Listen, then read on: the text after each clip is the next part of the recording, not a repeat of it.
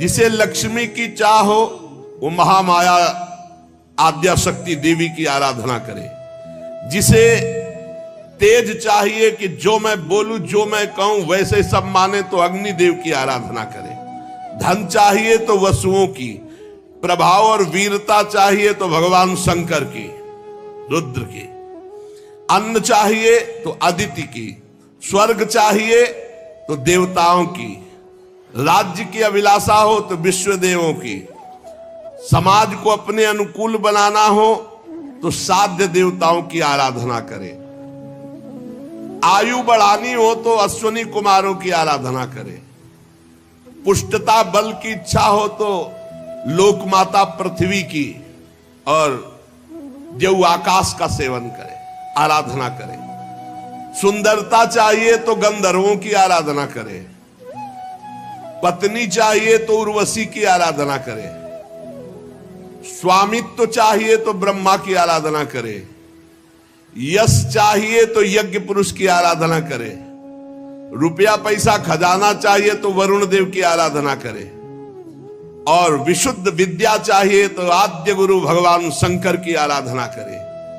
पति पत्नी में सदैव प्रेम बना रहे इसके लिए पार्वती जी की आराधना करे।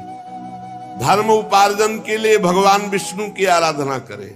वंश परंपरा चलती रहे इसके लिए पितरों की आराधना करे। हमारा वंश सुरक्षित रहे इसके लिए यक्षों की आराधना करे। बलवान वंशज हो इसलिए मरुद्गणों की आराधना करे। राज्य चाहिए तो मनवंतरों के अधिपति देवताओं की। किसी को अगर नुकसान पहुंचाना है अविचार तो नैऋत्य की। भोग चाहिए तो चंद्रमा की। और अगर निष्कामता परम आनंद चाहिए तो भगवान श्री हरि की। बुद्धिमान पुरुष वही है अकामः सर्व कामो वा मोक्ष काम उदारधीः तीव्रेण भक्ति योगेन यजेत पुरुषम परम। चाहे निष्काम हो या सकाम, चाहे मोक्ष चाहो, चाहे भोग चाहो, चाहे भक्ति चाहो, जो तुम्हें चाहना हो भगवान श्री कृष्ण के चरणों की आराधना करो, सब प्राप्त हो जाएगा।